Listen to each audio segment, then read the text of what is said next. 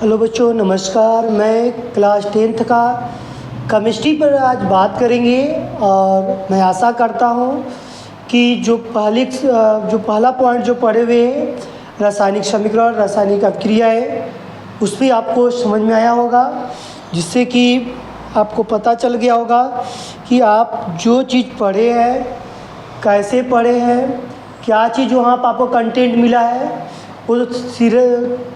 वो सीधे आपको वहाँ से प्रश्न देखने को नहीं मिलता है। लेकिन आज जो बात करेंगे केमिस्ट्री का, जो पहले लेसन में केमिस्ट्री की में देखा जाता है, पहला लेसन पे यदि मैं बात करूँ,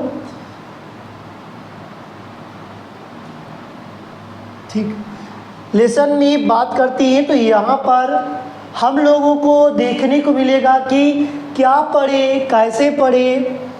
तो मैं आशा करूँगा कि आप जो भी कंटेंट मेरा पढ़े सीधे आपकी प्री बोर्ड, हाफ ईयरली और जो बोर्ड का पेपर हो उसमें आपको देखने को मिलेगा। मेरा टारगेट रहता है हर साल का 90+, मतलब 90+ की। अब आपके ऊपर कोशिश करना है कैसे करें, ठीक है। तो मेरे पास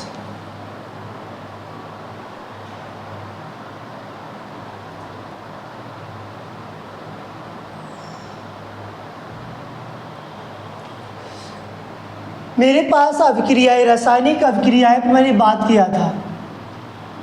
रासायनिक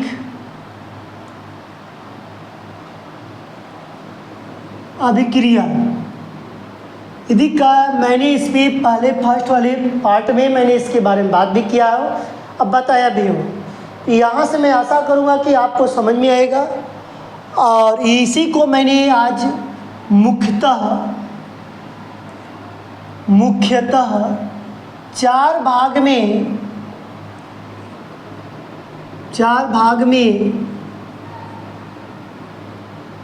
बांटते हैं। 4 भाग में क्या करते हैं, बांटते हैं, ठीक।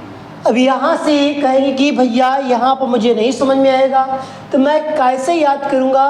तो यहाँ पर मेरा कोशिश रहेगा कि मैं आपको जो भी डिफिनीशन लिखवाऊँ यहाँ पर मैं आज ही आपको याद करवा दूँगा। अब दोबारा आपको याद करने की ज़रूरत नहीं पड़ेगा। जब ज़रूरत पड़ेगा थोड़ा सा उठाएंगे अपने फ़ोन्स को, फिर उसके बाद यूट्यूब पर जाएंगे, वहाँ पर स्टूडेंट विद सूर्यकांत सर्च करिएगा। वहाँ पर केमिस्ट्री या SWS ये भी डाल सकते हैं, या chemistry class 10th chemistry bye Suryakant डालेंगे तो वहाँ भी आपको देखने को मिलेगा। तो मुख्यतः मैंने बोला कि 4 भाग में बांट दिया। इसको यदि 4 भाग में यदि बांटने की बात करता हूँ तो पहला यदि भाग जो होता है, यदि पहले की यदि बात करेंगे योगात्मक अभिक्रिया या संकलन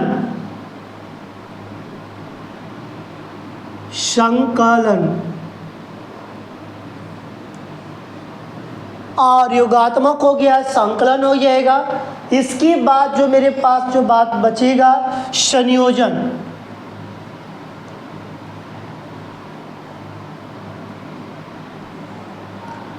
ये सब क्या है मेरे पास, अभिक्रिया,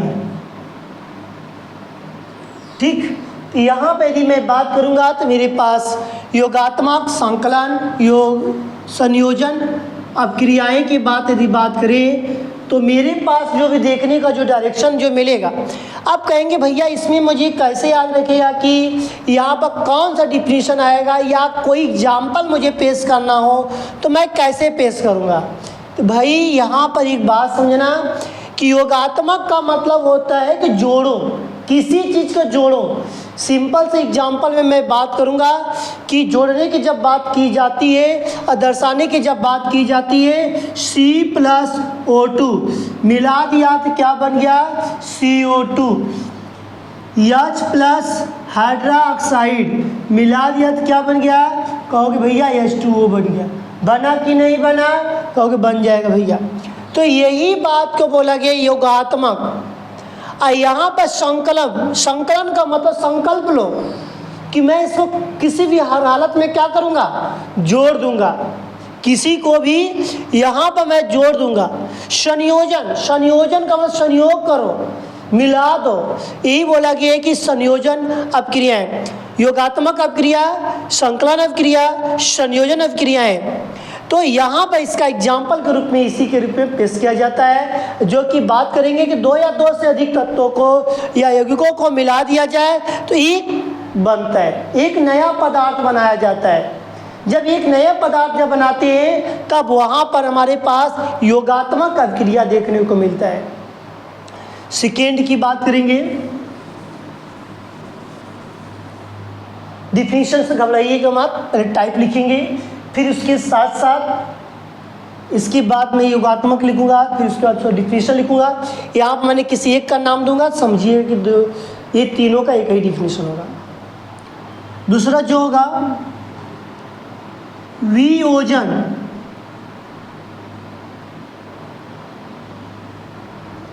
वियोजन अपक्रियाएं या अपघटन,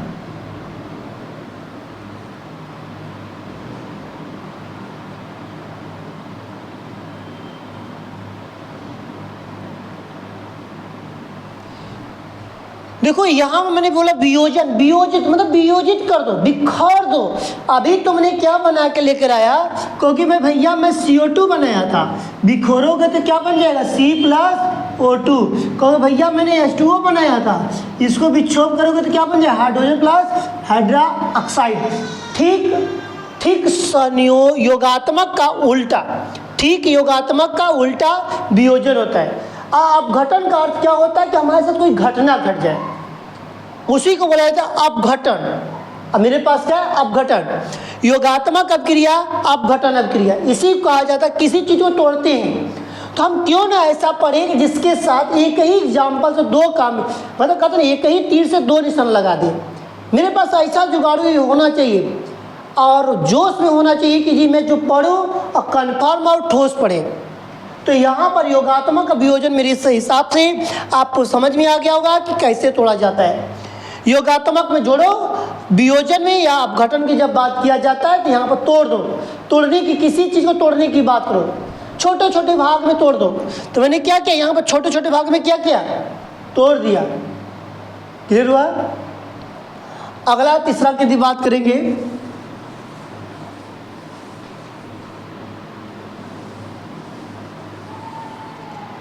तीसरा मेरे पास रहेगा प्रतिस्थापन, प्रतिस्थापन या विस्थापन।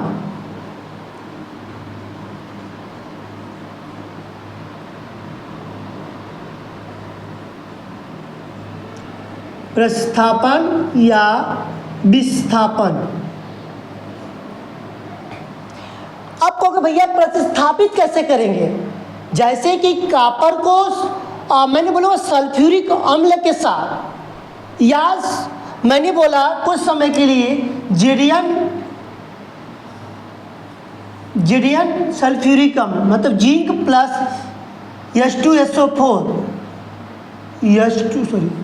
H2SO4 Gibbs.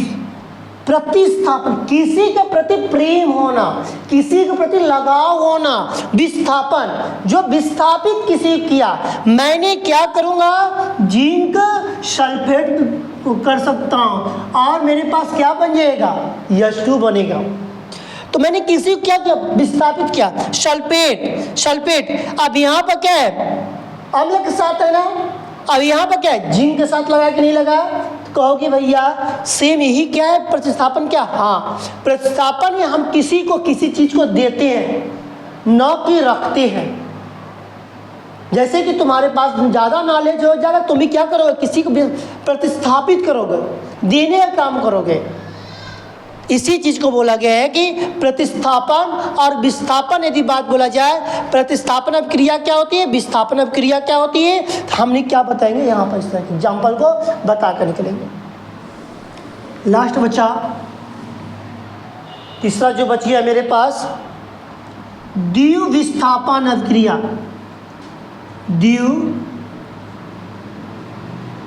विस्थापन अभिक्रिया, इसमें एक ही रहेगा क्योंकि द्विविस्थापन अभिक्रिया में इसमें बस इसका नाम एक ही है।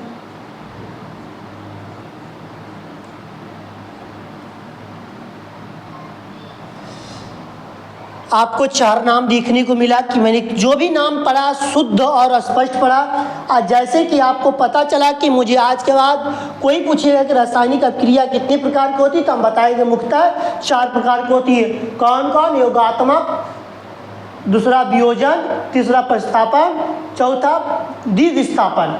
आप कहोगे भैया हम संकलन बोल सकते हैं कि नहीं? बोल सकते हो। संयोजन बोल सकते हो कि नहीं? बोल सकते हो।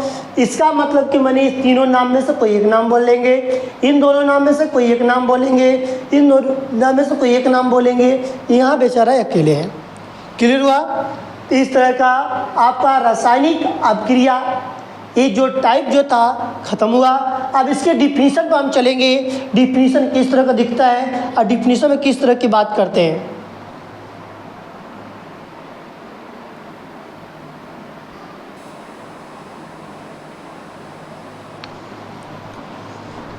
यहाँ पर देखेंगे जो हमारे पास डिफिनीशन दिया गया है कि योगात्मक अभिक्रिया, तो यहाँ पर लिखा गया कि वे अभिक्रिया है जिनमें 2 या 2 से अधिक अभिकारक आपस में संयोग कर एक नया पदार्थ बनाते हैं। केवल एक करके एक नया पदार्थ बनाते हैं, उसी को हम योगात्मक अभिक्रिया कहते हैं। जैसे कि हम यहाँ बात करेंगे सबसे पहले जल के साथ, मतलब कि लिखेंगे एग्जाम्पल्स में, एग्जाम्पल्स की यदि बात करेंगे या तो उदाहरण, एग्जाम्पल्स में बात करेंगे तो यहाँ पर मेरे पास एग्जाम्पल में आएगा क्या? जैसे कि मैं बात करूँगा कि 2H2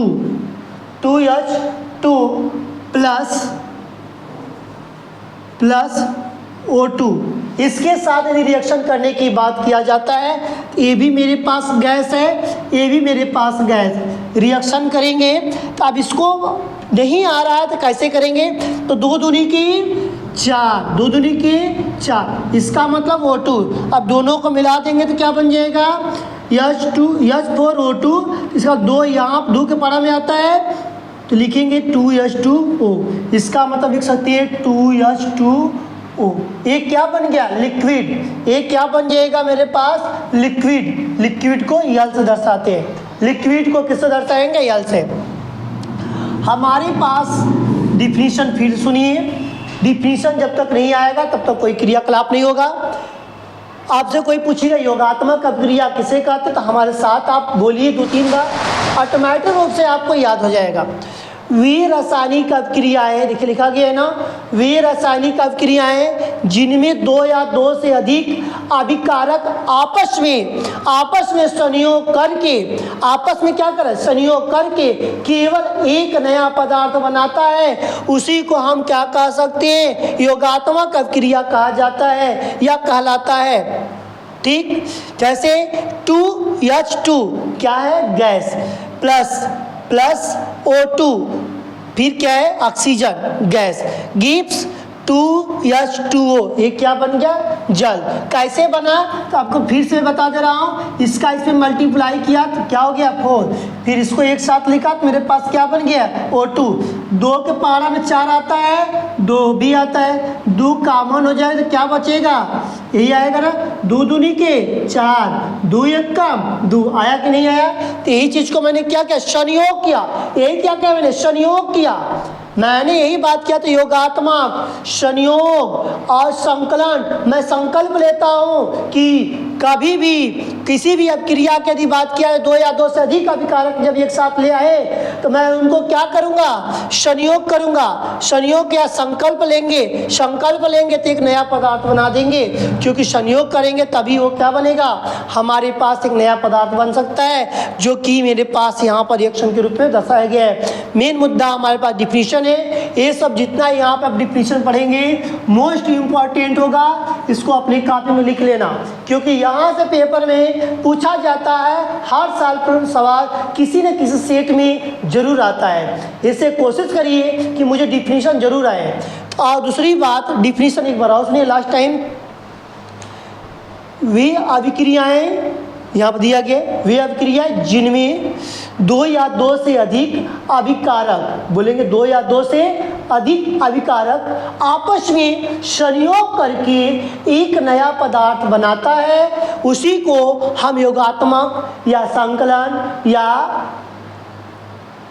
योगात्मक हो गया, संकलन हो गया, और क्या मेरे पास बचेगा, संयोजन अभिक्रियाएं कहलाता है। तो इस तरह के जो बात दिया जाएगा एग्जाम्पल में 2H2 gas plus O2 gas reaction किया गया तो मेरे पास क्या बन गया 2H2O, ये लिक्विड के जो पानी पीते हैं ये मेरे पास जल है।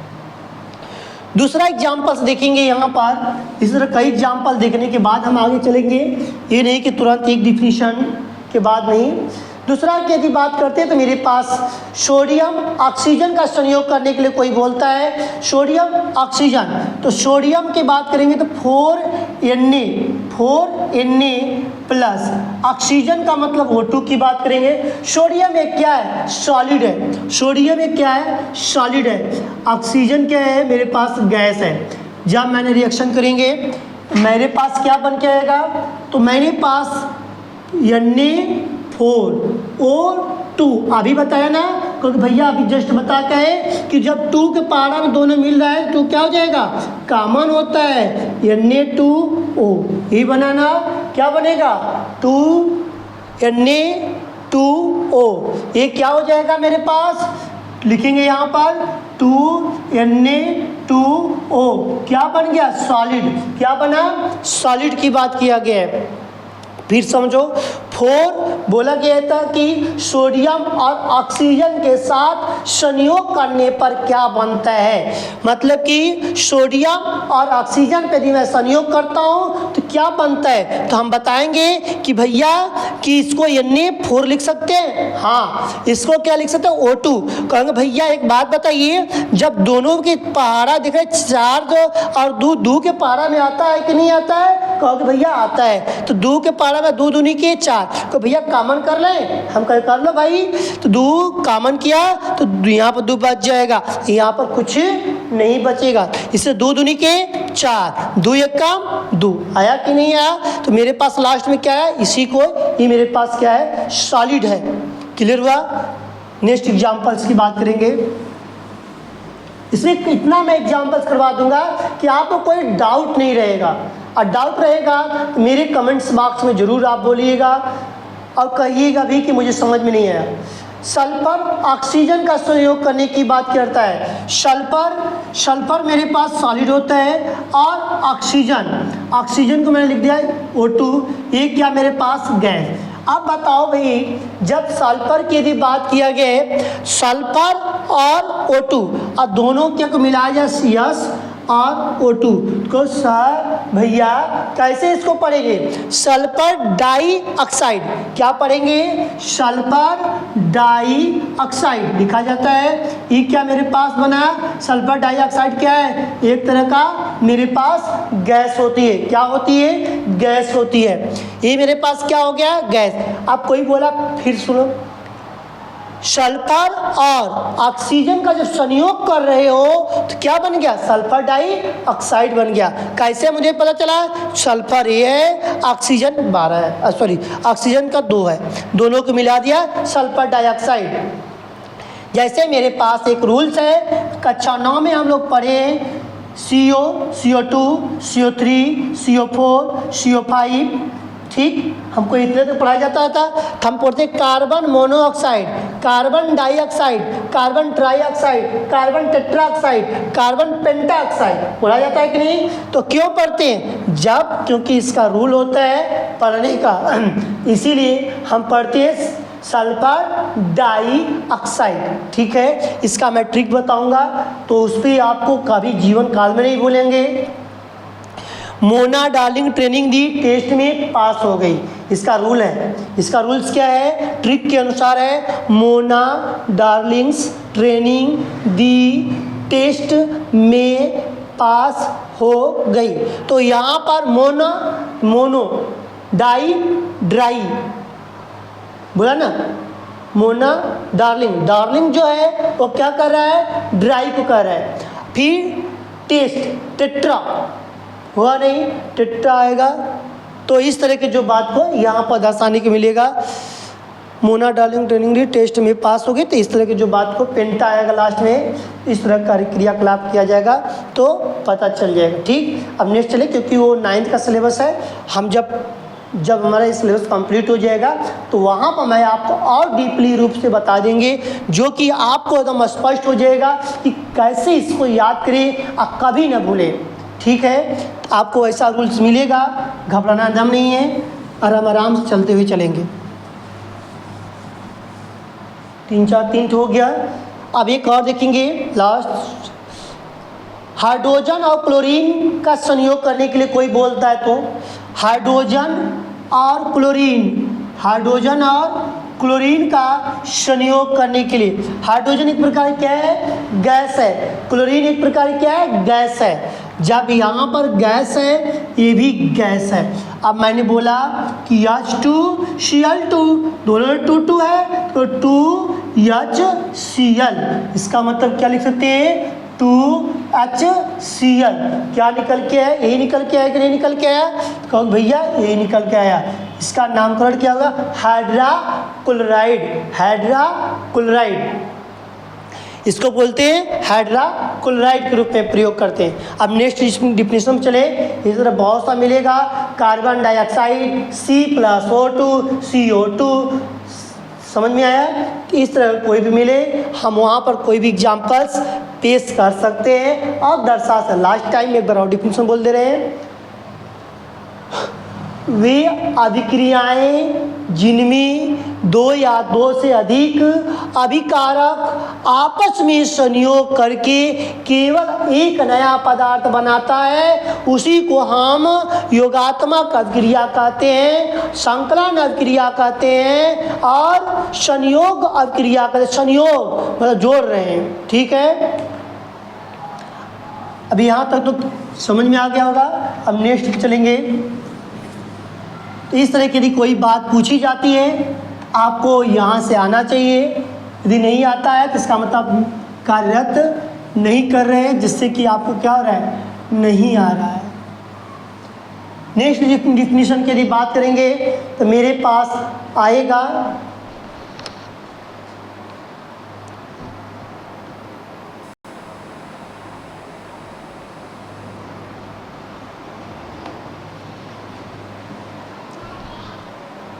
यहाँ पर मेरे पास उष्माशोषी आ गया, जो कि योगात्मक अभिक्रिया मैंने बताया था कि योगात्मक अभिक्रिया में ही है, क्योंकि योगात्मक अभिक्रिया की यदि बात करती है तो वहाँ पे ही देखने को मिलेगा।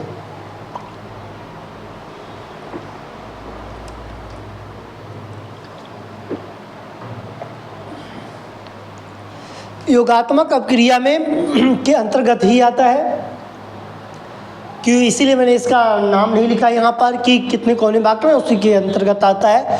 उष्मा छेपी, जो उष्मा कहा गया है कि छेपी मतलब उष्मा जो देता हो, जैसे कि कार्बन +O2 मिला जाए, कार्बन डाइऑक्साइड एक गैस है, जब गैस है तो वहाँ से उष्मा जरूर निकलती है, किसी भी प्रकार की गैस हो।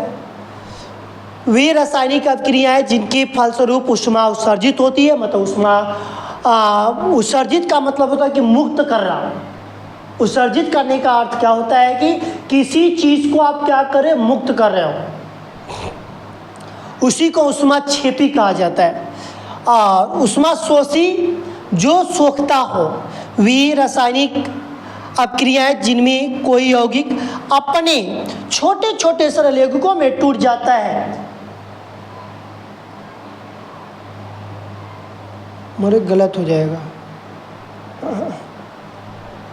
ये डिफिनेशन गलत हो गया। ये तो मेरे पास छोटे छोटे यौगिकों में टूट जाएगा, तो ये मेरे पास वियोजन अभिक्रिया हो जाएगा, इसका ये नहीं होगा। सॉरी, इसका ये डिफिनेशन है। तो इसको पहले देख लो, तो इसको बात करते हैं, तो इसको देख लेते हैं, फिर उसके बाद बात करते हैं इसको। वे रासायनिक अभिक्रियाएं जिनके फलस्वरूप उष्मा उत्सर्जित होती है, उसी को उष्मा छेपी अभिक्रिया कहते हैं। और यहाँ पर बताया गया कार्बन जो सॉलिड है और जो ऑक्सीजन है जो गैस के रूप में, जो कि मिलाया गया है CO2 जो कि उष्मा के रूप में बताया जा रहा है। और इसमें ज़्यादा कुछ खास डेफिनेशन के अंतर्गत नहीं है जिस पे हम लोग कार्य कर सकें। ऊष्मा शोषी में जो ऊष्मा अवशोषित करने की जो बात करता है,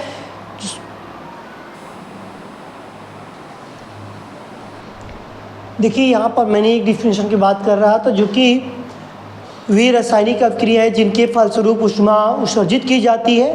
तो यहाँ पर ऊष्मा को उत्सर्जित करने की जो बात को दर्शाया गया है, जो C+O2 गिव्स CO2 प्लस ऊष्मा की बात करते हैं।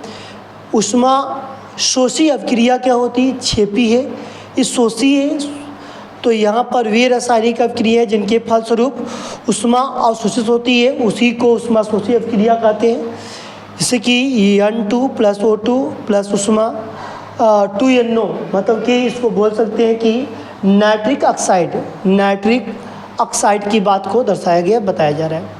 यहाँ पर कुछ ज़्यादा खास नहीं है, बस इसको आपको क्या करना है कि बस पढ़ लेना है एग्जामिनेशन टाइम के अनुसार, क्योंकि इससे ज़्यादा प्रश्न पूछा नहीं जाता है। हाँ, इसके बाद जो वियोजन वाला है, वे रासायनिक अभिक्रिया है जिनके अपने छोटे छोटे अवयवों में टूट जाती, इसमें राइट हो गया था तो उसको रीच किया जस्ट। तो इसीलिए भाई कि यहाँ पर बोला गया है कि जिस तरह के यहाँ पर दर्शाया गया, बताया जाता है, उस तरह कार्य करना पड़ेगा। नेक्स्ट चलेंगे, इसमें तो कुछ ज़्यादा नहीं है, ठीक है। हाँ, इसके बाद आएगा तो वहाँ पर होगा।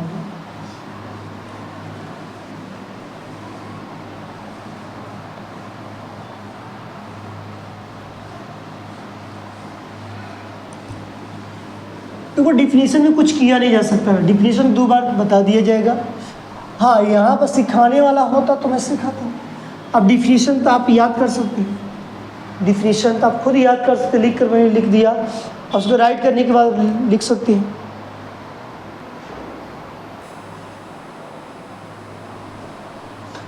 यहाँ पर अपघटन अभिक्रियाएँ की यदि बात करते तो अपघटन अभिक्रियाएँ जो है यहाँ पर जो दिया जाएगा अपना अपघटन अभिक्रिया में, तो वहाँ पर हम विचार करने चल रहे हैं कि इस तरह का जो अभिक्रियाएँ होती हैं वे रासायनिक अभिक्रियाएँ हैं जिनमें कोई यौगिक अपने छोटे छोटे और सरल यौगिकों में टूट जाता हो, उसे अपघटन अभिक्रियाएँ कहते हैं।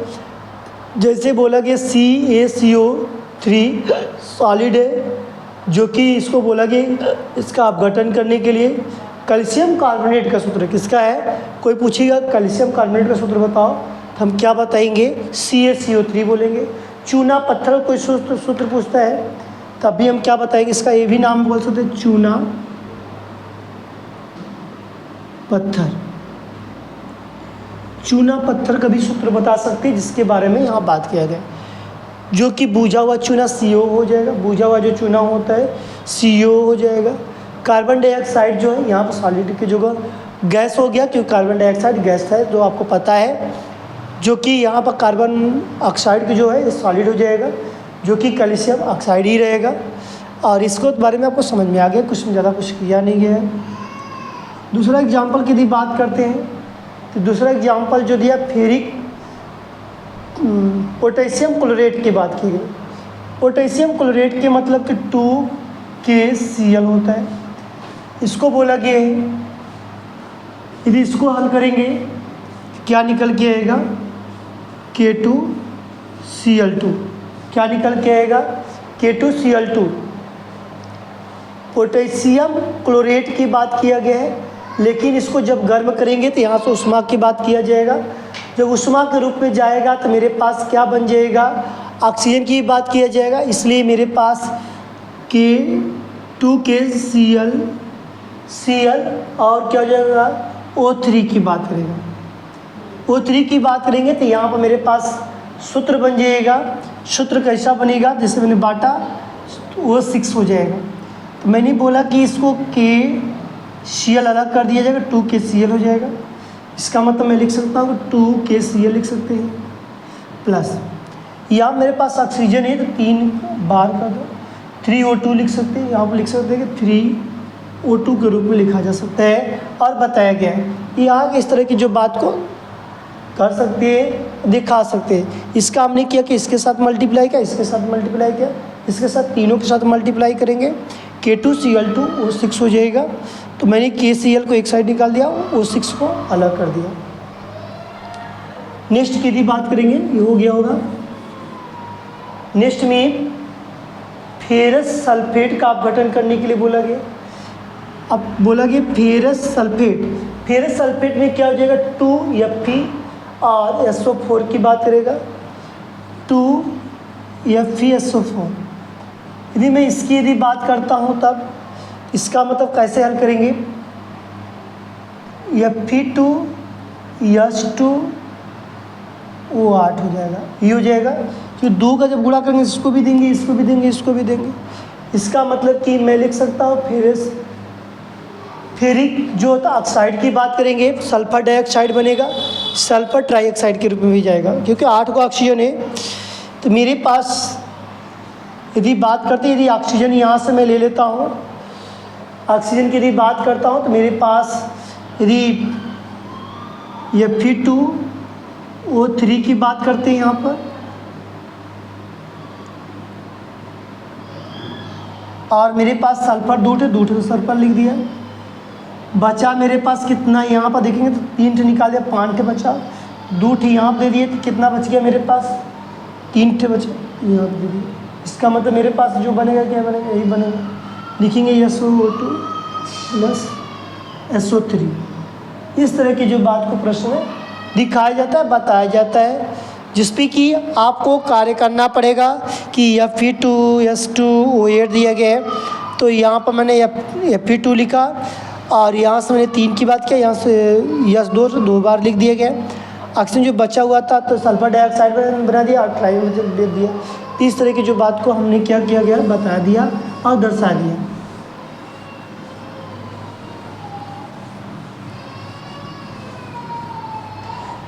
अगले नंबर पर देखते हैं फेरिक सल्फेट की बात। तो लेड नाइट्रेट की बात करेंगे। लेड नाइट्रेट क्या होता है, 2PbNO3, 2PbNO3 का होल ट्वाइस, NO2 का होल ट्वाइस की बात करेंगे। अभी यहाँ पर मेरे पास 2PbNO3 होल ट्वाइस जो दिए गए, तो ये लेड नाइट्रेट का सूत्र हो जाएगा। किसका हो जाएगा, लेड नाइट्रेट का Pb2। पहली बात मैंने इसको रहने देंगे यहीं पर, 2NO3 पहले इसका मल्टीप्लाई करेंगे, 2PbN2O6, फिर इसका मल्टीप्लाई करेंगे तो Pb2N, 2 दूनी की 4, 2 छके 12। ये हो गया मेरे पास। इसको लिखेंगे कैसे, तो मैंने बताया कि इससे मेरे पास Pb2 ऑक्सीजन 2 की बात कर लेते, एक साथ लिख सकते हैं, 2PbO लिख सकते हैं, 2PbO की बात कर लेंगे। मेरे पास अभी कितना बच गया, Pb खत्म हो गया, नाइट्रोजन ऑक्सीजन 10 ठे मेरे पास ऑक्सीजन, 4 ठे नाइट्रोजन की बात किया गया। यदि मैंने यहाँ पर बात करता हूँ, यदि नाइट्रोजन के साथ लेता हूँ, यदि मेरे पास नाइट्रोजन संख्या 4 है, यदि मैंने ऑक्सीजन की यहाँ संख्या 8 कर देता हूँ, तो मैंने 4 जब पार 4 में आता है तो NO2 के रूप में लिख सकते हैं। मेरे पास कितना ऑक्सीजन बच गया, अभी मेरे पास 2 ऑक्सीजन बच गया, तो वो बच गया, क्या लिख सकते हैं, O2 लिख सकते हैं। क्या लिख सकते हैं, O2 लिख सकते हैं। देख लीजिए, गिन लीजिए भाई, 2 यहाँ पर, 8 यहाँ पर, 8 2 10, 10 2 12, 4 यहाँ पर नाइट्रोजन, 4 यहाँ पर नाइट्रोजन, Pb2 था। इसका मतलब मैं लिख सकते हैं यहाँ पर है कि 2PbO प्लस फिर क्या लिख सकते, 4NO2 प्लस फिर क्या हो जाएगा। इस तरह की जो बात को क्या बताया गया है कि हमको जब तक स्टेप नहीं समझ में आए कि इसके बारे में क्या कहा जा रहा है, तब तक हम सीख नहीं पाएंगे। ठीक, और इसकी डिफिनीशन ईजी है कि वे रासायनिक अभिक्रिया है जिनमें यौगिक छोटे छोटे भागों में या सरल यौगिकों में टूट जाते हैं, तो उसी को हम क्या कह सकते हैं, अपघटन कह सकते हैं या वियोजन भी कह सकते हैं, जो कि 2PbNO3 का होल ट्वाइस इसको तोड़ा गया छोटे छोटे भागों में, तो 2PbO हो गया प्लस 4NO2 प्लस कर लिया। ठीक है, नेक्स्ट डिफिनीशन पर चलेंगे। राइट कर लीजिए इसको, लिखिए जल्दी से।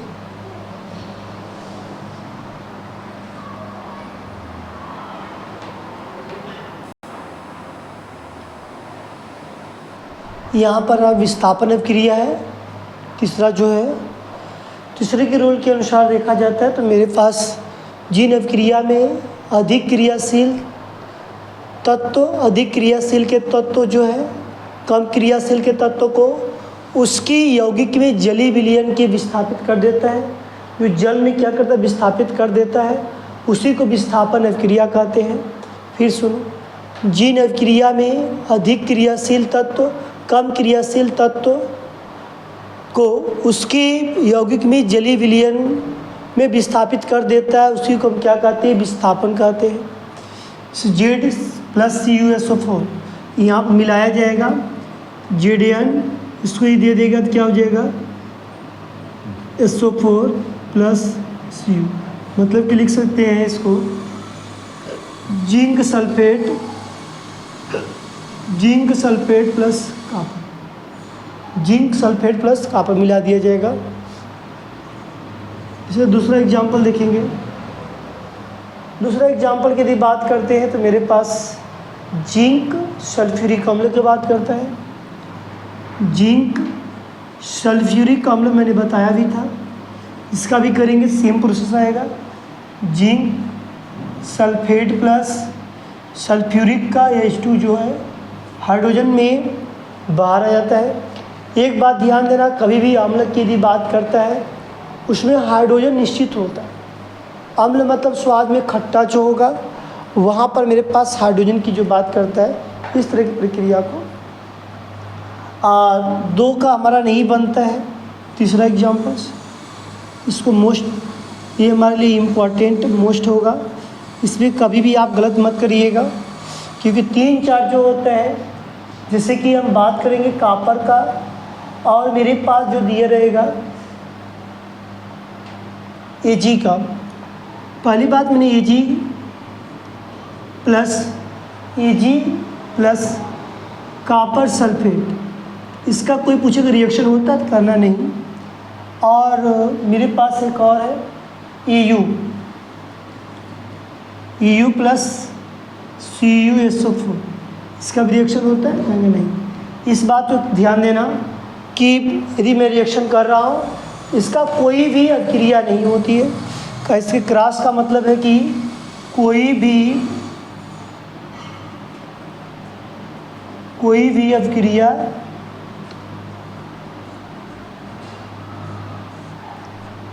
नहीं है, कोई अभिक्रिया नहीं। सेम बात इसी जगह रहेगा, इसीलिए मैंने सोचा कि भाई इसको भी बताना ज़रूरी है। इसमें मतलब most importance AgCuSO4 AU plus CuSO4 की बात किया जाए तो वहाँ पर कोई भी अभिक्रिया नहीं कर सकता है। आपको मैंने बताया क्रिया करने वाला zinc plus sulphate, zinc plus sulphuric अम्ल, तो जिंक सल्फेट प्लस हाइड्रोजन की बात किया गया। Zinc plus copper sulphate, zinc sulphate plus copper बन गया। इस तरह के अलग अलग जो बात को दर्शाया जाता है, बताया जाता है। इस तरह के बहुत से एग्जाम्पल मिलेगा जो वहाँ पर होता रहेगा। इसी के थ्रू हम आगे भी बढ़ते चलेंगे। नेक्स्ट की विस्थापन अब लास्ट बचा है। लास्ट के साथ आपको हमको समझ में आया कि आपने डिफिनीशन भी याद कर लिया होगा और अच्छे से इसको क्लियर कर लीजिए। डिफिनीशन नोट कर लीजिए भाई जो नहीं लिखा, ठीक है, डिफिनीशन नोट करिए जल्दी से।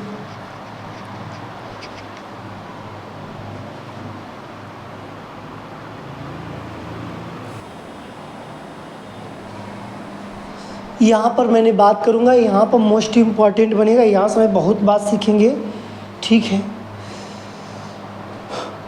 द्विविस्थापन अभिक्रिया क्या है? वे अभिक्रियाएँ बोला कि वे रासायनिक अभिक्रियाएँ जिनमें यौगिकों को दो आयनों अथवा अवयवों को परस्पर विनिमय हो जाता है तथा नई यौगिक बनाया जाता है, उसी को द्विविस्थापन अभिक्रिया कहते हैं। इसके कहने का तात्पर्य है कि हमारे पास कोई भी रासायनिक अभिक्रियाएँ हों जिनके यौगिकों के दो आयन हों, दो आयन्स की यदि बात करेंगे, ऐसे मेरे पास आयन दो होते हैं, धन आयन और ऋण आयन्स, ठीक है। एक कैसे आता है अभी जस्ट में बताऊंगा। आप अभी तक तो आप सिर्फ डिफिनीशन सीखा, अभी मेन मुद्दा तो आप तक सीखा ही नहीं। जब मेन मुद्दा जब सीखेंगे तब बोलेंगे कि मैंने स्टूडेंट विद सूर्यकांत चैनल से पढ़ा है।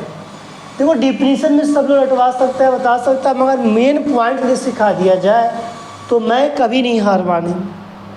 तो यहाँ पर लिखा गया कि वे रासायनिक अभिक्रिया जिनमें यौगिकों के दो आयनों या आयनों को परस्पर विनिमय हो जाता है तथा नए यौगिक बनाते हैं, उसी को द्विविस्थापन अभिक्रियाएं कहलाती है। ठीक, कहलाता है या कहलाती है। ठीक, सिल्वर नाइट्रेट है। ठीक, सिल्वर नाइट्रेट का मतलब है कि AgNO3 whole twice sodium chloride की बात किया गया, सोडियम क्लोराइड।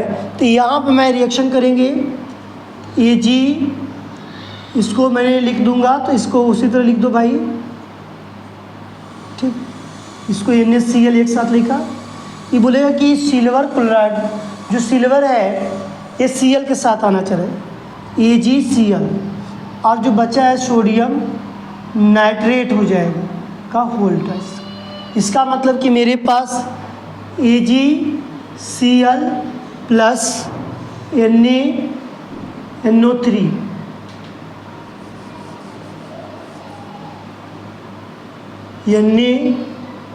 NaNO3 का होल ट्वाइस।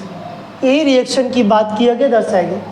अब यहाँ से मैं एक मुद्दा सिखाने चल रहा हूँ जो कि मुद्दा जो होगा हमारे लिए बहुत अच्छा होगा, इसलिए कि यहाँ पर भी जो भी कार्य कर रहे थे तो अभी तक जो भी देखने को मिला तो यहाँ पर सिर्फ डिफिनीशन देखना, चारों डिफिनीशन आज ख़त्म हो गया। जो कि रासायनिक अभिक्रियाओं में जो बात किया गया था, दो रासायनिक की बात कही गई थी, वो सारी चीज़ यहाँ पर मैंने क्या किया, सीख लिया।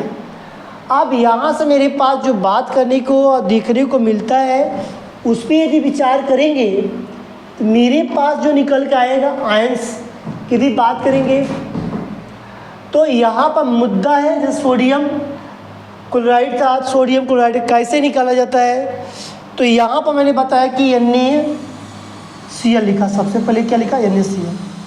सोडियम 11 नंबर पर है, तो इलेक्ट्रॉनिक विन्यास के अनुसार देखेंगे सारा चीज़ को। अभी जस्ट मैंने आयन के रूप में आपको बताएंगे, जैसे कि आपका अभी क्लियर हो जाए कैसे आयन यहाँ पर लगा है।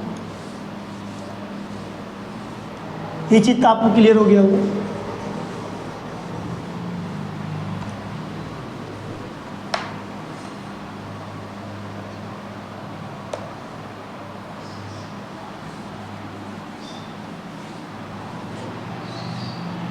देखो भाई, मेरा वहाँ पर आया था कि AgCl आया था। जो Ag कितने नंबर पर, 47 नंबर की बात करता है। Ag जो होता है 47 नंबर, Ag जो है 47 नंबर की बात है। ठीक, Ag कितने नंबर पर, 27 नंबर। आप 1s2 आप बाउ के नियमानुसार बात करो, 1s2 2s2 2p6 3s2 3p6 4s2 3d10 4s2 तो हो गया 4p6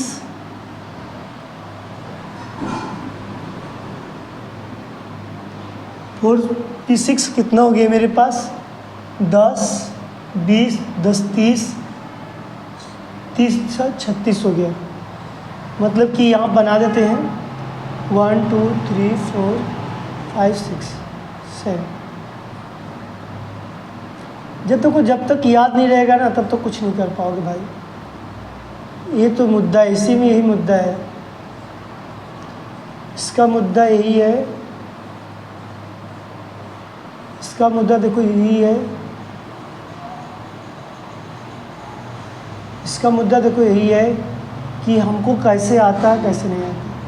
yes yes yes yes yes yes, P P P P P P P P P P, D D D D, F F. देखो अभी यहाँ से ऐसे चलो, यहाँ से ऐसे आओ, फिर यहाँ से ऐसे आओ, फिर यहाँ से ऐसे आओ, फिर यहाँ से ऐसे आओ, फिर यहाँ से ऐसे आओ, फिर यहाँ से ऐसे। आया कि नहीं है? कहोगे भैया ये चीज़ तो आप बता दी किसका रूल से, तो हम बोलेंगे आप बाउ के अनुसार। तो मेरे पास 2 2 2 यस जितना रहेगा 2 है। वो आप पिछले वाले वीडियो में देखोगे तो वहाँ पर सारी चीज़ बताया गया है। ये मैंने क्यों लिख रहा हूँ ऐसा, क्योंकि ये पीरियाडिक टेबल के अनुसार इसको राइट किया जा रहा है।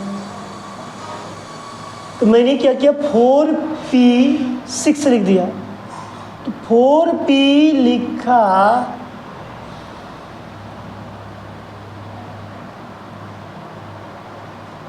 फोर एस टू अब 4d10, ठीक है। फिर 4p6 5s2, फिर यहाँ पर लिखाएगा 5s2। देखो 5s2 के बाद फिर जाओगे तो क्या हो जाएगा 4d10, 4d, गिनो कुल कितना हो गया 10 20 30 30 6 कितना हो गया 30 36 36 2 38 38 2 40, 8 को बचा तो 48। इसका मतलब कि यहाँ पर मेरे पास कितना आएगा, यहाँ पर देखा जाता है तो मेरे पास 9 आएगा, 9 ही आना चाहिए। इसको लिया 10 हो गया, इसको लिया 10 हो गया, 10 ही है, 8 ही है, 10 20 30 8 38 38 में 9 जोड़ दो, 8 870 47 हो गया, ठीक। लेकिन 47 हो गया तो यहाँ पर मेरे पास एक बात ध्यान देना,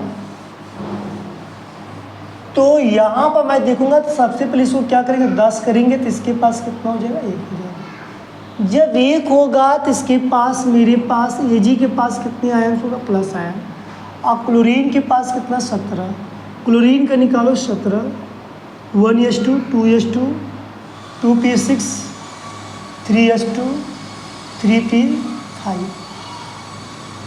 देखो 10 हो गया 17 हो जाएगा।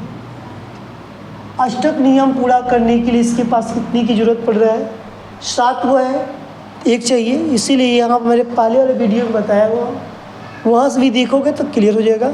यही देखो इसके आयंस की बात की गई। तो इस तरह के जो प्रश्न की यदि बात करता है AgCl निगेटिव आयंस कैसे हो गया, मैंने लिखा जाए जी यहाँ पर लिख सकते हैं कि Cl गिव्स AgCl के रूप में बता सकते हैं। यही चीज़ आपको बताना है, समझना है, आयंस कैसे लगाया जाता है। तो यहाँ पर इसी तरह प्रोसेस को बात को दर्शाया गया, बताया जाता है, ठीक है। मैं आशा करता हूँ कि जितनी आज टॉपिक पढ़े हैं आपको समझ में आया होगा, अच्छे से आप रिवीजन कर लीजिएगा। कल हम लोग यहाँ पर कुछ छूटा हुआ और डिफिनीशन है, कल उसको भी कंप्लीट कर लिया जाएगा। फिर इसके बाद इलेक्शन सीधे समाप्ति की ओर होगा। इसमें से 2 चीज़ बच जाएगा, रासायनिक जो बैलेंस करने की, जिसको कि संतुलित असंतुलित बचा रहेगा, और कैसे रिएक्शन किया जाता है जिसमें मैंने कुछ बताया है, कुछ छोड़ा हुआ है, उसको बस सिर्फ बताना रह गया। 2 टॉपिक वो बच जाएगा। कुल मिला जुला कर 2 दिन का क्लास और है, ये पूरा लेसन कंप्लीट हो जाएगा। मैं आशा करूँगा कि आप अच्छे से इस चैप्टर को जितना पढ़े हैं रिवीजन करिएगा, समझिएगा भी, और जब तक अपने मित्रों को भी बताइए, शेयर भी करिएगा, और इस हमारे चैनल को लाइक और सब्सक्राइब भी करिए, जिससे कि अपने मित्रों को भी पता चले कि मेरे जो यूट्यूब चैनल है, और उसे बताइए कि मेरे यूट्यूब से पढ़ रहे हैं तो क्या उनको ग्रोथ हो रहा है, कैसे पढ़ाई हो रही है, उनके बारे में बताइए, ठीक है। तब जाकर उनको समझ में आएगा। और मेरे ऑफलाइन में तो क्लास डेली चलता है, शाम के टाइम चलता रहता है, और मैं दूर दूर बच्चों के लिए ये सब सारी चीज़ें अपलोड कर रहा हूँ, जो बहुत दूर दूर रहते हैं, जो मेरे पास उपस्थित नहीं हो पाते हैं। बहुत से मेरे बच्चे ऐसे होते हैं कि जो शर्म के मारे नहीं आते हैं, कि एक बार गया पढ़ने के लिए तो मैं फ़ीस की वजह मैं नहीं जाऊँगा, फ़ीस नहीं दिया था तो मैं नहीं आ पाऊँगा। तो ये सारी चीज़ बात मेरे यहाँ नहीं है, ऐसी बात कोई नहीं है। आप फ़ीस दीजिए या न दीजिए वो अलग बात है, मगर मेरा इच्छा ये है कि हर बच्चे को शिक्षित बनाना, मेरे हर बच्चे को शिक्षा से जोड़ने का काम रहेगा। जब तक मेरी सांस चलेगी तब तक मैं हर बच्चे को हर गांव से बच्चे को, छोटी जात के बच्चे को भी पढ़ने का पूरे जागरूक करेंगे। जो कि हमारे बहुत से बच्चे नहीं पढ़ पाते, उनके लिए भी हमारे पास सुविधा रहेगा और वो भी पढ़ेंगे, वो भी अपने जीवन काल का एंजॉय लेंगे। ठीक है, ओके, आज के इतनी टॉपिक। जय हिंद, जय भारत।